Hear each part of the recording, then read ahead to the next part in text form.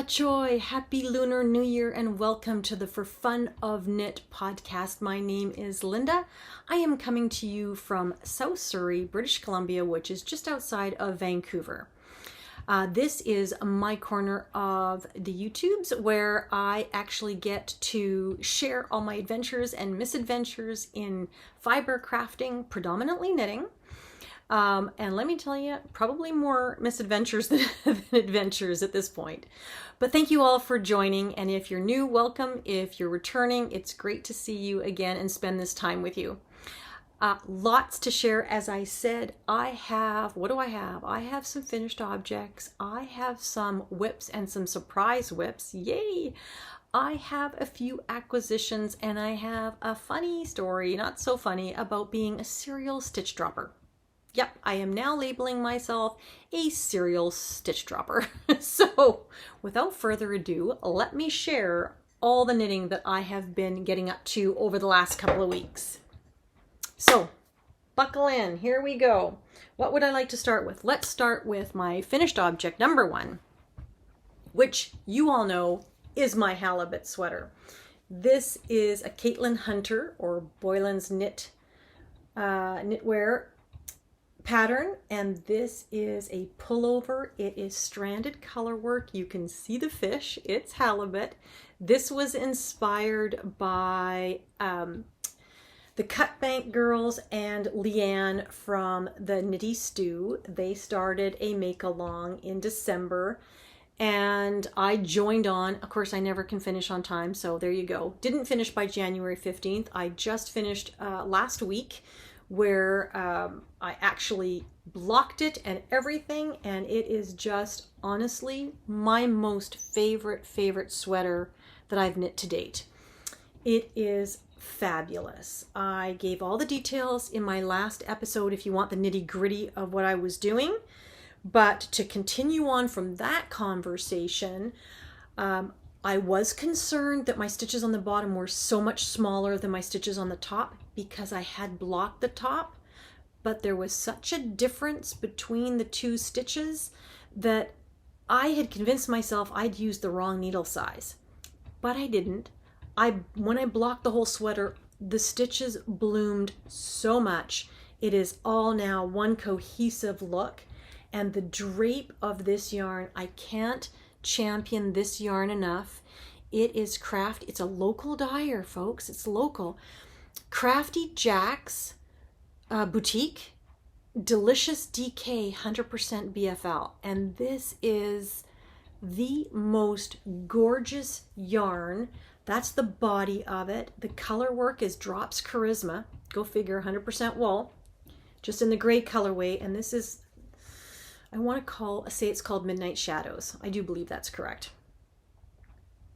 But this sweater, last time you saw it, I had not finished I don't think I'd finished the actual sleeves. I had put them on holders, and I was just going to do the ribbing, which I have done. I opted for a straight sleeve with just no change in, did I go down a needle size? I went down a needle size and I did twisted rib, 1x1 twisted rib for the cuffs and the ribbing. I opted for a split hem. That's the only two modifications I made. So the sleeves and the split hem. And somebody did ask for a close-up of the hem so that they could get a better look. They couldn't see it properly on my mannequin. I had not sewn it together. But let me show you this and explain it as easily as possible. But hopefully you can see that. That is how I do a split hem. You see there's a bit of an overlap there. This is the back hem, this is the front. I tend to do the back just a smidge longer. And what I do is I pick up my stitches and I do the ribbing down one side, add 4 stitches, and I just cast on with a backward loop because I'm not concerned about the look of the edge. Then I rib back, and when I get to this end, I add another 4 stitches with just a backward loop cast on. Then I do my ribbing, and then cut all my yarns, and then I do my front ribbing, same way. And when it comes to finishing, I just use one of the, threads that I would have to, one of the yarn pieces that I would have to sew in, and I just tack those 4 stitches underneath the front hem. So you get this really nice finish that looks more finished, and it doesn't just have this split going, like down here and split. Notice I also did a faux seam, so I put a marker, a stitch and a marker right at the under the middle of both armpits. And then I knew when I got to the marker, that next stitch had to be a purl. And then so I'd slip the marker, purl, slip the marker, knit, and do that on both sides. So I did do a faux seam, which helped me when it just makes for a really nice finish. What else can I tell you about this sweater that I haven't already told you? I'll show a picture or a little bit of video here if I can. No commitment. If I can, about me wearing it. Because I have not taken it off. Literally, once it was dried, I have been wearing it as a sweatshirt all week. And I cannot say enough about this yarn, about the squishiness. It is a wool, but it is not, it's so soft. For a woolly wool, 100% BFL, it is so soft. This is not like a Jamieson Smith. This is not like a Lillian Birch. It's not this kind of feel. It is a very squishy wool feel. Oh, it's just absolutely lovely. It has amazing drape. I don't know if you can see it in this light, but it's just, and this is a DK weight yarn. It blooms beautifully, and I just love it, love it, love it. The actual pattern shape, also lovely. Just be cognizant that it is a very deep yoke. It wears more like a swancho, is what I would say. It wears more like a swancho in that you can't put a vest on or a coat. If you do, I mean, you can. It's not that you can't. But if you do, everything cinches up. So your sweater lifts and your sleeves get short in your jacket or vest. When you raise your arms, the whole thing comes up to about your midriff. So just be aware of that, because it does wear like a swancho. If I knit this again, and I knit this for, I think this was a size 2 that I knit. Was it size 2 or 3? I can't remember. But that will be my Ravelry notes. Would I go up a size? I probably could go up a size, but I don't think I would, because I just like, it is very oversized. I just like the way it fits and it feels. I don't think making it any bigger in the shoulders is going to stop it from lifting, and that's just because of the depth of the yoke. Correct me if I'm wrong, but I don't think it's going to make any difference. But I cannot say enough about this sweater. I absolutely love it. I highly recommend the Halibut. One of the most fun knits I've had in quite a while. So that is finished object number 1. I used, how much did I use of this? I used 2 skeins of the Drops Charisma for the color work, and I used 4 skeins, 3.5 basically, of the BFL, and in a DK weight. So just under 4. So I have yarn left, which I am going to make the cowl that matches this sweater. Cannot wait. That was finished object number 1.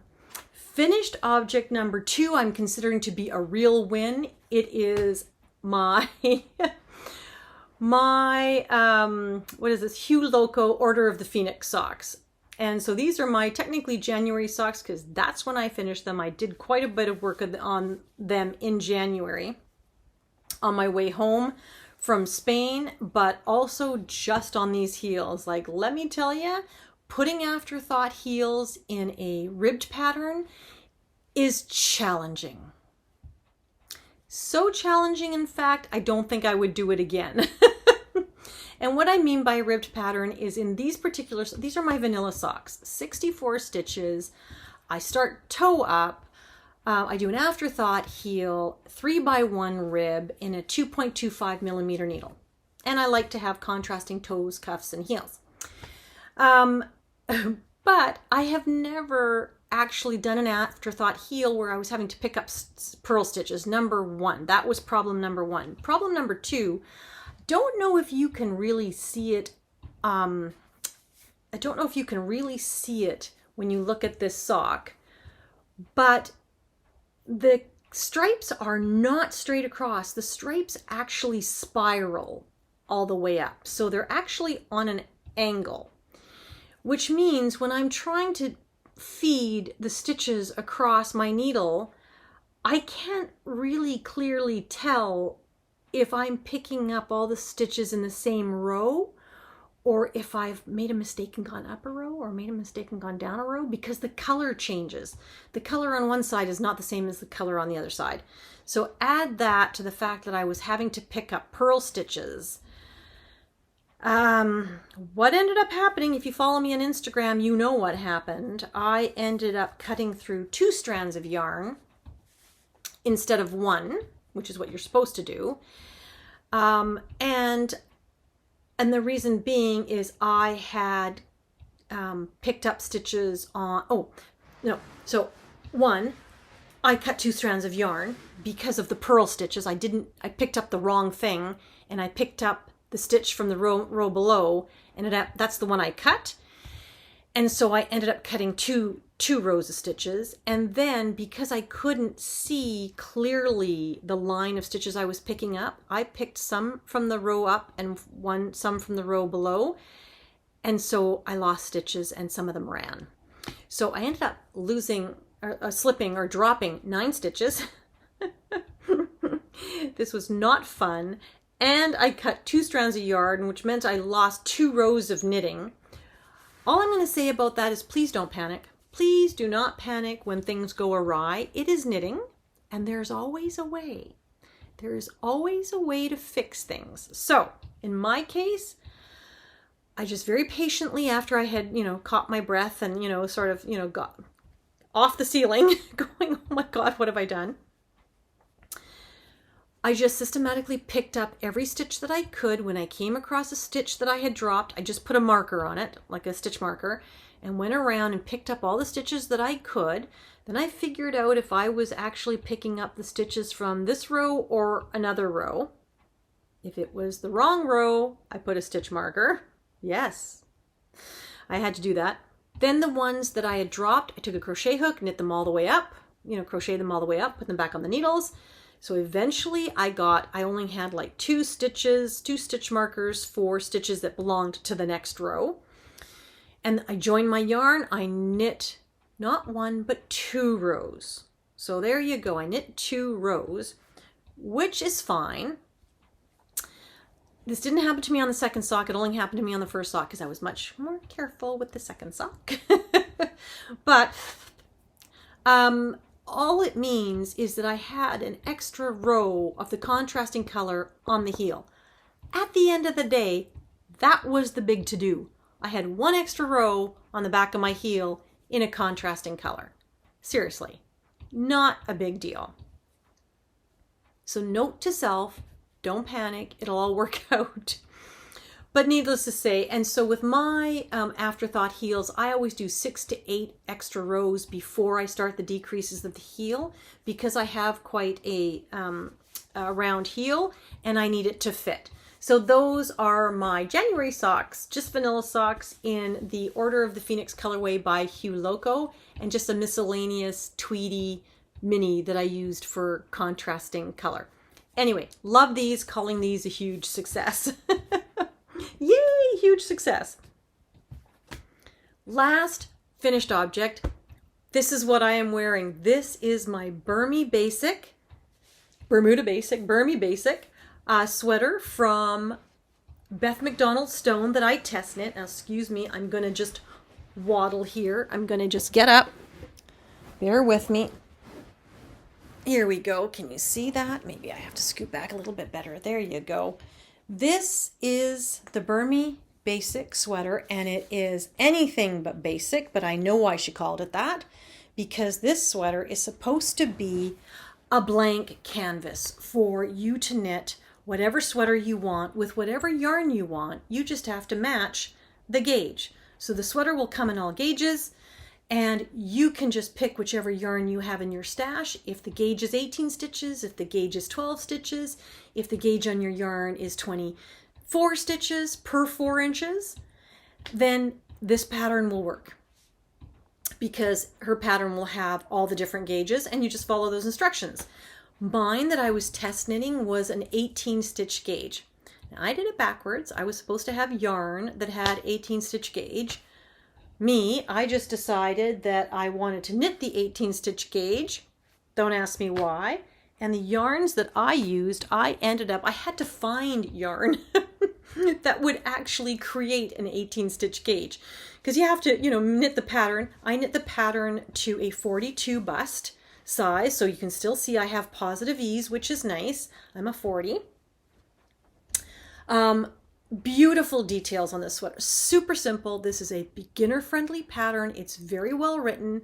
It is for everybody, and it is really a pattern that will make, when you want your yarn to be the statement, this is the pattern. It is a beautiful 2x2 ribbing. I had to look at that because I'm going, it is a 2x2 ribbing? Yeah, 2x2 ribbing. Nice deep, about 2.5, 3 inches. And then you get the increases in the yoke. There are some short rows. Fitted sleeves, which I really liked. Much more tapered and fitted than other patterns that I've done. When you consider like my Halibut, which is just like a straight sleeve. Well, this one was straight. I decreased just a couple stitches along my arms. But you can customize, you can make it more of a turtleneck. You can just double this up. You could make the sleeves longer, shorter.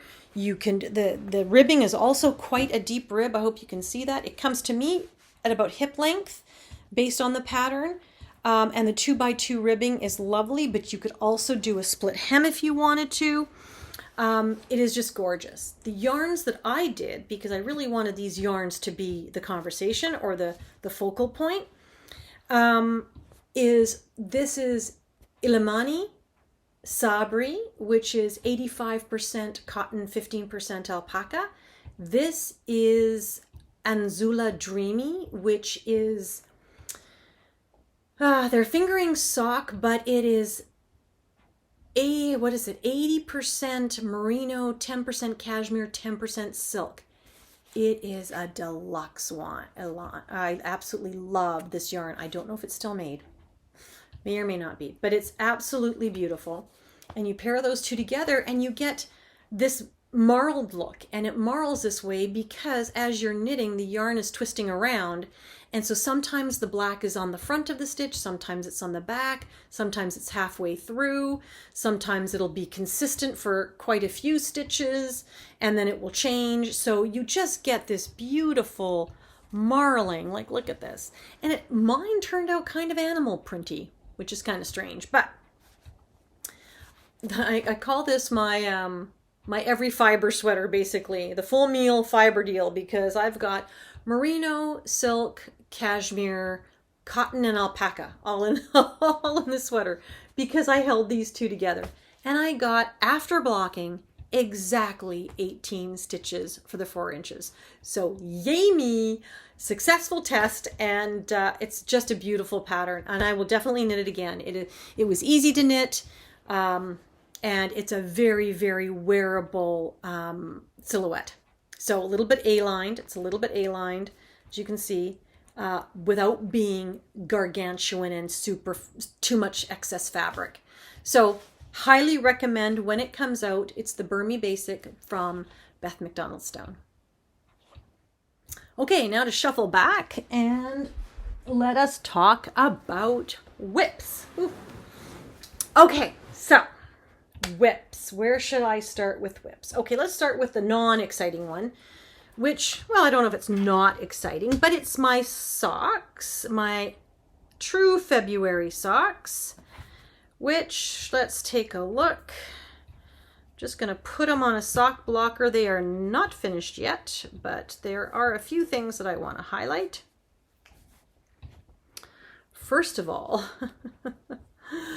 they're a tangled mess, but look at the color. Oh, I love it. I love it. I love it so much. So this is Shirley Bryan's Deconstructed Fade, and I do believe it's called the Holly Jolly Pajama Party. And I opted, again, my vanilla sock is toe up, a 3x1 rib.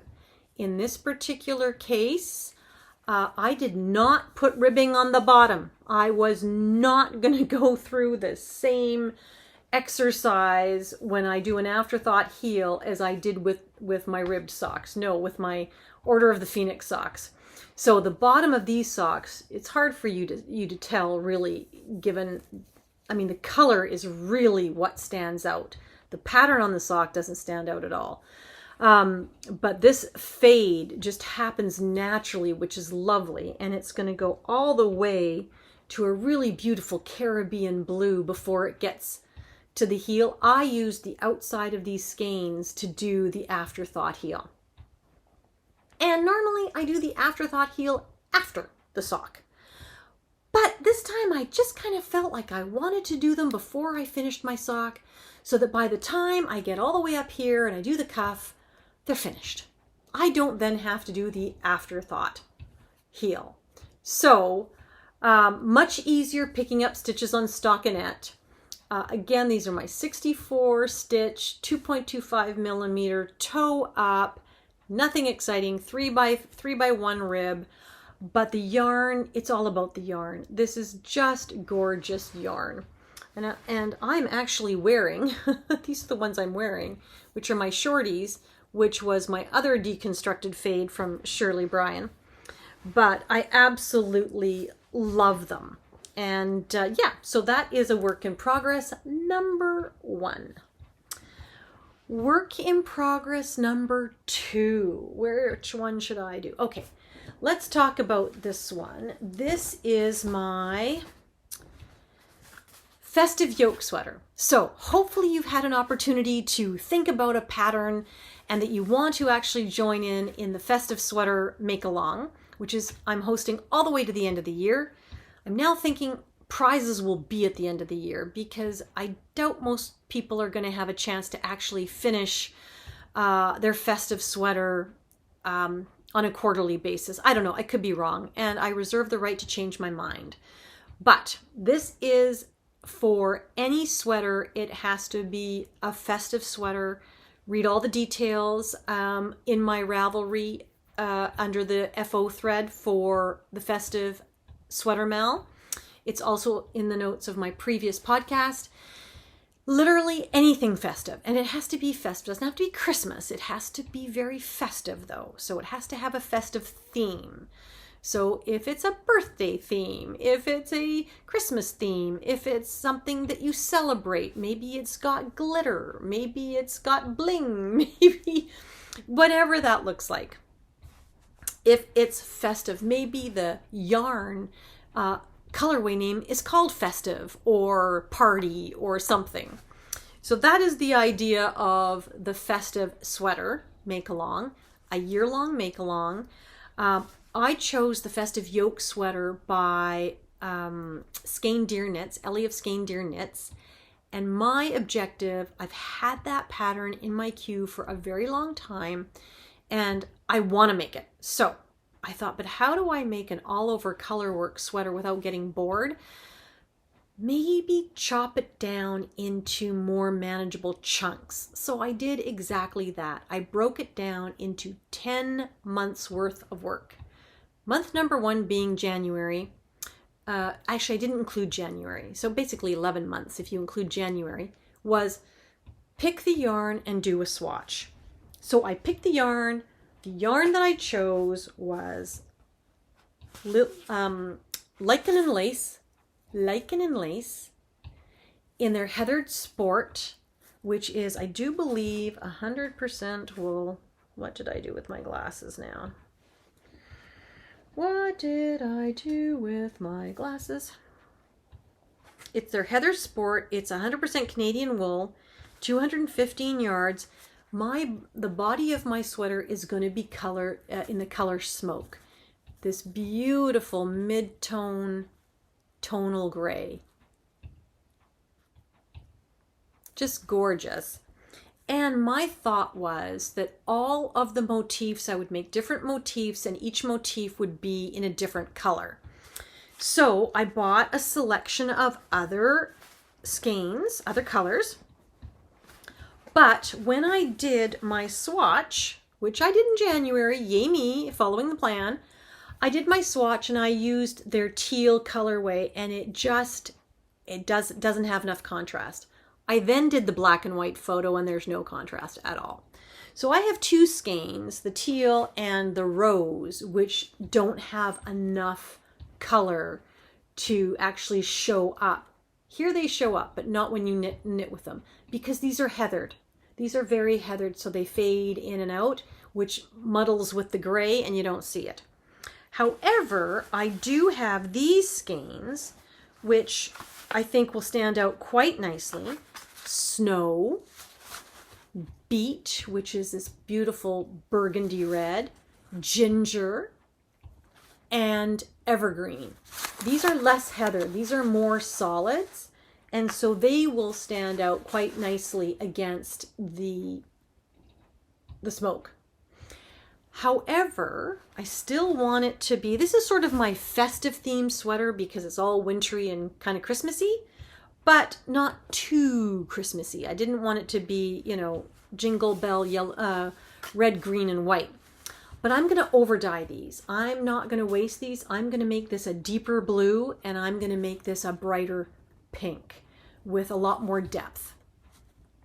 So I will still have all of these colors to go into my motifs, which was the original plan. So I'm really excited about this. So yay me, I am on track because February was all about casting on. I cast on, look at this. I have cast on. Nope, I haven't done a lot, but I did cast on. So I'm very excited about that, and I'm steeking it. So I added 11 stitches, of which the middle stitch is a purl stitch. That's the one I'm going to cut right up. And then I also have a purl stitch where my steek ends. So when I fold it, it will be a clean edge. The things you learn as you go. So February's plan is that I had to cast on and I have to do 2 full motifs of the yoke. So I still have to decide which motifs I'm going to start with. I kind of like the idea of the deer. Yeah, the antlers, the deers and the antlers. So I think I'm going to start with that, and then maybe do either the bells or the bobbles, the Christmas bobbles, because mine is a festive yoke sweater for the season. And then I will probably do a tree, and then I haven't gotten past that part. I'm definitely going to do a snowman. Oh, maybe I'll do a snowman at the top. That would be very festive. So I still have to figure out what my first 2 motifs are going to be, but that has to be done by the end of February in order for me to stay on track with my plan. If you want to see the plan, it's in the description notes in my previous video, right below the video. So you'll be able to see the breakdown there. So that is that work in progress number 2. Now I'm going to show you a work in progress that was a complete surprise to me. This is the type of thing that you just love because it comes from knitting with people, knitting with your friends, and just the ideas that float around. And somebody comes to a knit night or a group knitting session and says, oh, look what I'm knitting. I'm knitting this pattern in this yarn. And you're like, oh, I have to knit that. So this is exactly what happened. So this mystery project, surprise project, is in my flock tote. I love this. It is perfect for, it's a sweater. I hope the lighting shows. I might change the lighting so that you can see the yarns, but let me show this to you. I won't keep you in too much suspense because this is just stunning. This is my Enchanted Mesa by Stephen West.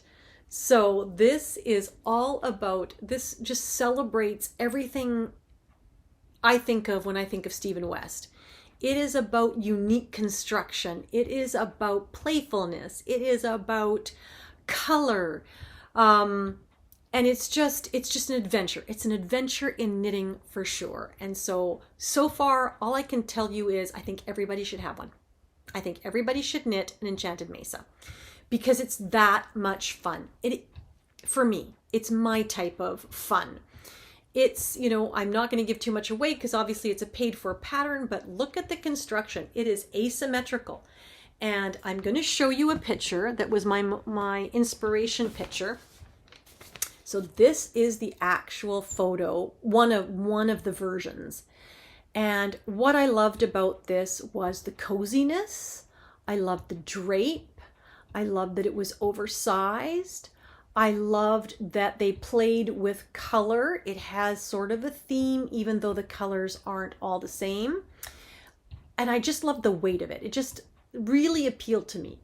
What didn't appeal to me is orange and blue. Orange and blue and gray. I just lost my glasses somewhere behind me. It didn't appeal to me. What does appeal to me is purples, pinks, and gray. Purple, pink, and gray. That appeals to me. So mine is, all of mine, this pattern is very unique in that it's only one size. Everybody knits the same stitch count. Everybody knits the same pattern. But the chart is fingering or DK or worsted or bulky. And so you're going to get different bust circumferences depending on what you knit. Now, it is supposed to be oversized. Right now, mine is not looking that oversized. I'm knitting the DK version, and my yarn is more between a DK and a worsted. It's like a DK light, because this is all fingering weight yarn held double. So this is my Ozek 7. Which one is this one? This is where I need my glasses. So my main color, my main body color, if there is such a thing in this sweater, is my Ozek 7 or 7 Ozek in the Cashmere Merino 4-ply, which is 80% merino, 10% cashmere, 10% nylon in their blackout colorway, which is an aubergine, a real eggplant purple, and I'm holding it double. This is Polka Dot Creek sock in the colorway Antique Mauve. I hope you can see that. That's the Antique Mauve. You can see all the speckles in the Antique Mauve. Really nice bumbleberry. It's really quite bumbleberry. And it's held with some merino mohair, lace mohair from Knitting with Olive in the ballerina colorway. This color is called Love Actually. It's also a Polka Dot Creek sock yarn. It's from their February collection. I think this is 2020. But look at the colors in this one. It's got oranges and reds and raspberries. Oh, it's beautiful. And that is held double as well with the ballerina mohair. This color in between is a Shirley Bryan yarn. Let me see if I can find. Is it Shirley Bryan? Oh, I lied. No, pardon me. It is Moods of Color soft sock in the dark purple plum colorway. So that's what this is. Moods of Colors yarn, which I got in a wool swap at some point. And that is the contrasty line here. This is actually a combination of Shibui staccato I had left over. It's just a leftover. It's a remnant, little Shibui remnant of staccato in the stone colorway. And look at this. This is Lily and Pine, their Surrey mohair in the London Fog colorway. So I held those together. So the alpaca silk alpaca is held double in this one, and one strand of staccato. And then this, of course, is my 7 Ozek, which is the main body color. This is scrap purple yarns that I had held double, along with a lavender mohair from Knitting with Olive. And then that's what you do. This is the construction though. You're doing short rows, right? So you're having very narrow at one end and really wide at the other end. You end up building this section, And then you stop and you separate for a sleeve. One of the sleeves starts just above your elbow. Then you go and you start striping. And now what's going to happen is I am going to knit this all the way down until this stripe gets down to the other elbow. And then you start doing short rows again to even it all out, and it creates a sweater.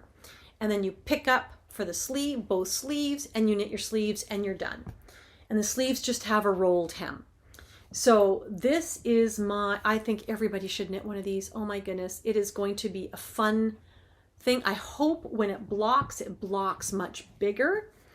I think the garter stitch is holding it kind of in, but I think when it blocks, it's just going to loosen and drape and be exactly that sweatshirty thing that I'm going to wear with leggings probably. I just love it, love it, love it. I hope this stays as a turtleneck. It might not. It might also drop down like this one. Who knows, you know, because it might do this when it blooms. But whatever it turns out to be, I absolutely love it. So this is a totally surprise cast on and whip inspired by my knitting buddy Jackie from our knit group. So there you go. Gotta love being enabled by all your friends. What is my last whip? Okay, my last whip that I wanted to show you is not a surprise. It is another test knit that I am doing for Beth MacDonald Stone.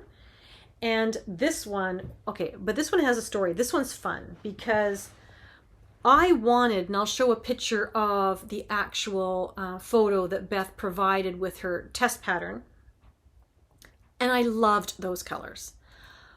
At some point in history, I think you were not supposed to mix pink and red. Well, that doesn't work. Pink and red go great together. Pink and red go great together. And so here is my pink and my red. Can you get much pinkier and much more red than these two? So I laugh because this is the yarn that Jackie and I dyed, and Jackie did this particular dye. I kept telling her all I want is a hot pink, a hot pink. And so she dyed that for me. And then I wanted to dye the red, and so I dyed this one, which I absolutely love. And I did not do a perfect job. Let me tell you, look at this. You can see a big black strike or dark red strike. I have got pale areas. I have got really dark areas.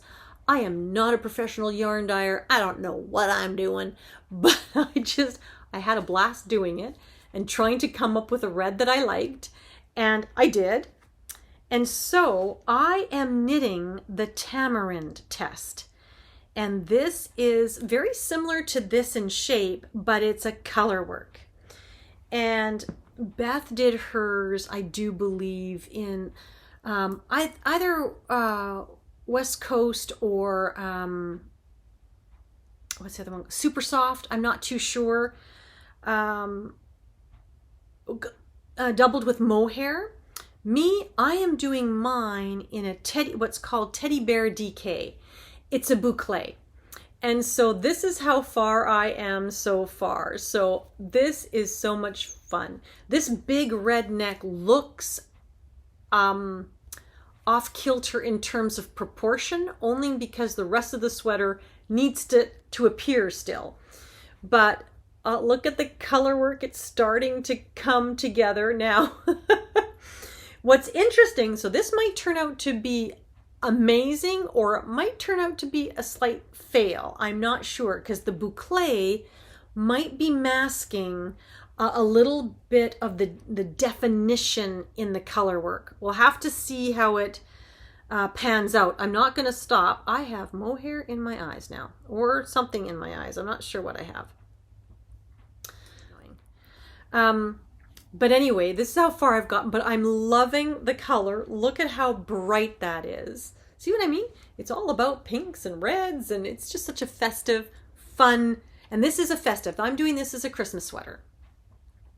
So, because these colors to me are just so party. These are so much fun. And again, it's going to be a slight A-line. It's going to be full-length sleeves. The cuffs and the ribbing is in the red. The body is in the hot pink, and the color work is in the red.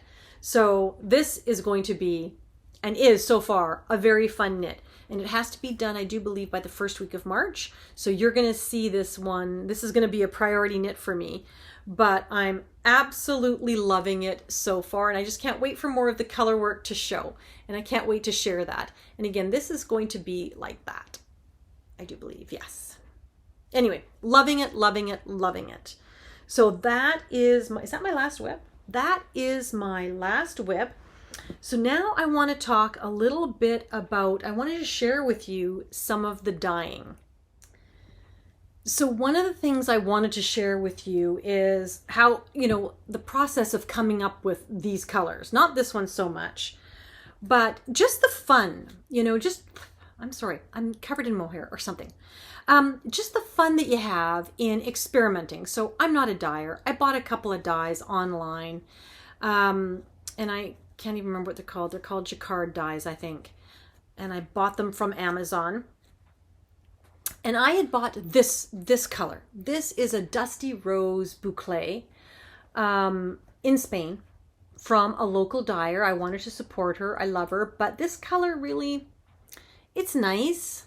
It's pink. It's nice, but I could take it or leave it. And I really couldn't think of anything to knit with it. So I wanted to over dye it. So this is what it turned out to be. So this is the same yarn. This is what I ended up with. And I mean, it's absolutely gorgeous. I'm absolutely loving playing with color. See, I'm not consistent. See, light, super dark. Nobody said I was perfect. Doesn't matter. But what I love about this is, okay, so it took me a couple tries to get a red that I liked, got that, and that just meant I dyed this 3 times. So this yarn has been boiled 3 times, and it is still soft and squishy and lovely. Crazy, but your yarn is a lot tougher than you think it is. And then I learned that reds, the dye doesn't necessarily always, the water doesn't go clear, it doesn't totally get absorbed. So then you do what's called an exhaust bath, and you get this. So then I just put a couple of plain sock skeins in to absorb the last of the dye, and I got this beautiful, beautiful ballerina pink. But then I also, because I used a cherry red and the after bath, what was left over, the exhaust bath gave me this, I then wanted to just brighten it up a little bit, so I used a dye called Fire Red, and that exhaust bath gave me more of a salmony pinky color. So this was the cherry red exhaust bath. This was the fire red exhaust bath. I love them both. So much fun. I just wanted to share that with you. That was a little dyeing thing, so that's what I wanted to share with you. The other thing that I wanted to share with you, I was telling you earlier about, and I almost forgot to mention it, was my whole issue about being a serial stitch dropper. Okay, so I dropped a stitch in this sweater, in the collar, so this is top down, and right about here at the back, I dropped a stitch. I did not know. Because the yarns were knit together, they held quite nicely. The stitch held. I knit the entire sweater. It wasn't until I was weaving in the ends on the neck that what is this little thing? Why do I have this loose thread here? Oh my gosh, it's a stitch. And I couldn't figure out, so here's how Linda knits. So you got to understand, if I'm going around, I count, I don't know, every 10 rows I might count, or after every stitch increase row I will count to make sure that I have the right stitches or don't. And if I'm off a stitch or two, well, I'll just make stitches or decrease stitches in the next row so that I get it to right. So I never noticed that I was technically down 1 stitch because I just made it up when I got to the increases. Knit the whole sweater. When I'm sewing in the ends, I find this drop stitch. Okay, not a problem, sewed it in, all good. But then I'm going through my sock drawer. And what do I find? I'm looking for socks to wear, and I pull these on, and what do I find? A whole run. It's all run. I have a dropped stitch. These socks I knit 2 years ago. Then I'm in my sweater closet and I'm just folding my sweaters because I wear them all the time. I knit this sweater, can't even remember the name at the moment, in 2018 when I went to after Barcelona Knits. 2018, beginning of 2019. And what do I see in the back of my sweater? A huge run and a dropped stitch. I am a serial stitch dropper. Unbelievable. Then I had the 9 stitches that I dropped with my ribbed socks that I was telling you about. Am I the only person? Like, I have been wearing this since 2019 and did not notice I had a drop stitch. In fairness to my sweater, it's knit with mohair, so it all got tangled and it held. But see, look at that. So I now have to crochet this back and then I have to sew it. I do not know what it is that I am doing, but I am dropping stitches all over the place. Same with socks. When I am knitting heels or I am knitting toes and I'm doing any of the decreases or the increases, do you think that at any one time I have done it perfectly? Nope. I can't remember one pair of socks that I have knit, either increasing for the toes or decreasing for the heels, that I was even on all sides. Nope. I am always 1 stitch off or 2 stitches off somewhere. Sorry, fluff flying everywhere. And I have to fudge it. I don't know what that is. It's just the way my knitting goes. So I thought I would share that. What else can I share you? Last but not least, before I quit for today, I wanted to share with you the one acquisition that I did make. And this is from Sweet Skein of Mine because it's Valentine's Day and I just couldn't not. Actually, pardon me. No, this wasn't Valentine's Day. It reminded me of Valentine's Day, but she had this on sale. She was, I think it was on sale or was it a de-stash? No, I think it was on sale. And it's the Holly Jolly. Now, this does not speak Christmas to me, but it is called Holly Jolly. So this would be a festive sweater candidate. And it's absolutely beautiful. But I laughed because why do I like it so much? I don't know. Maybe because I'm dyeing this stuff. I don't know. I just think that's fabulous. Obviously, I'm gravitating towards these colors. And I just thought I would share that with you. But what base is this? This is Amanda. What is this? This is her 80/20. So it's just merino nylon and it's 400 yards per skein. So again, I have 1,200 yards. That isn't enough for a sweater for me. So not too sure what this will be yet, but that is my one acquisition for the year so far. And I just wanted to share that with you. So that is it for knitting at this point. That is all my crafting. I've got nothing else to share. And I think I've gone on long enough, so I will wait with the chatter for another day. But I certainly wanted to say thank you so much for joining me. I wish everybody a very happy Chinese Lunar New Year. And for those of you dragons, happy birthday. There you go. Or I guess it's a birthday. Yeah, I guess it would be a birthday. The dragon's birthday. And happy Valentine's Day, everybody. Have a wonderful time. Thank you for spending the time with me. I hope I kept you company while you were crafting. And I look forward to seeing you again very soon. Take care. Bye for now.